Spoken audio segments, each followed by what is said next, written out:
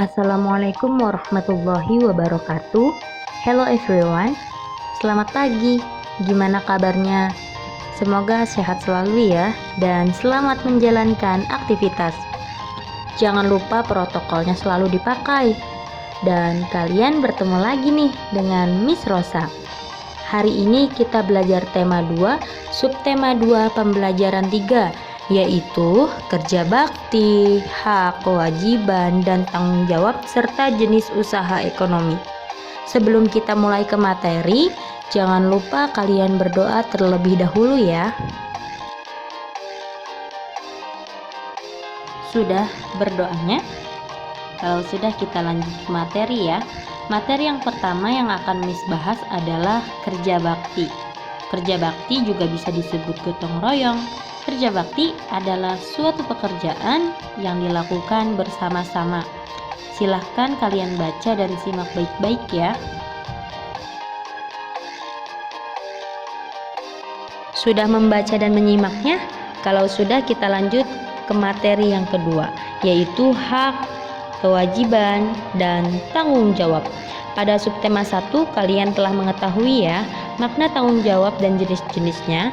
Selain tanggung jawab, kita juga mempunyai hak dan kewajiban sebagai warga masyarakat.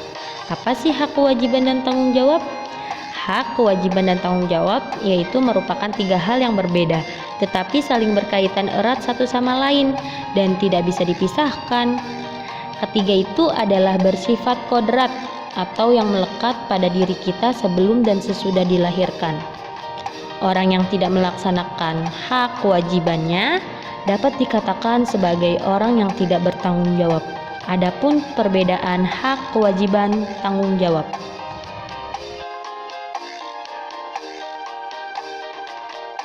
Yang pertama, ada hak sebagai warga masyarakat. Apa sih hak sebagai warga masyarakat?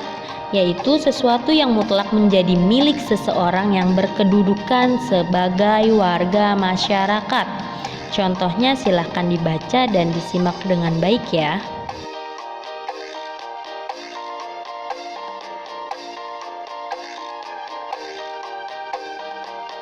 Yang kedua, ada kewajiban sebagai warga masyarakat, yaitu kewajibannya sesuatu yang harus dilakukan seseorang sebagai warga masyarakat dengan rasa penuh tanggung jawab.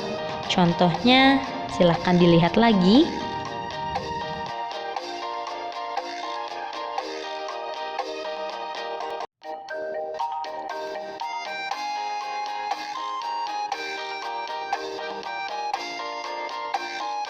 Sampai sini paham? Kalau sudah paham, kita lanjut ke materi yang ketiga, yaitu jenis usaha ekonomi yang dikelola sendiri ataupun berkelompok.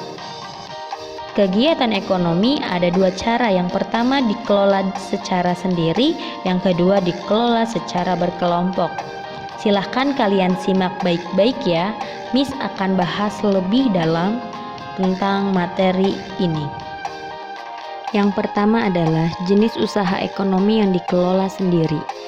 Usaha yang dikelola sendiri disebut usaha per orang. Dan usaha ini biasanya memiliki modal terbatas dan dikelola secara sederhana. Contohnya ada usaha petani, usaha pedagang. Contoh dari usaha pedagang yaitu pedagang asongan, pedagang keliling, pedagang kaki lima, dan lain-lain. Ada juga usaha jasa, contohnya seperti fotokopian, bengkel, potong rambut, dan lain-lain. Yang terakhir ada industri kecil. Contohnya seperti keramik, souvenir, tembikar, anyaman, dan lain-lain. Yang kedua ada usaha ekonomi yang dikelola secara berkelompok. Usaha ekonomi yang dikelola secara berkelompok adalah usaha yang dikelola bersama, baik modal, pengelolaan, maupun keuntungan. Contohnya seperti firma. Firma adalah usaha ekonomi yang didirikan oleh sekurangnya 2 sekutu. Ada juga persekutuan komanditer atau SIPI yang didirikan oleh sekurangnya 2 orang yang menyetorkan modal. Pada CV terdapat 2 jenis sekutu, yaitu 1 sekutu aktif dan kedua sekutu pasif. ketiga ada perseraan terbatas atau PT. PT adalah usaha bersama yang modalnya berupa kumpulan saham. Saham diartikan sebagai bukti kepemilikan suatu perusahaan atas penyetoran modal.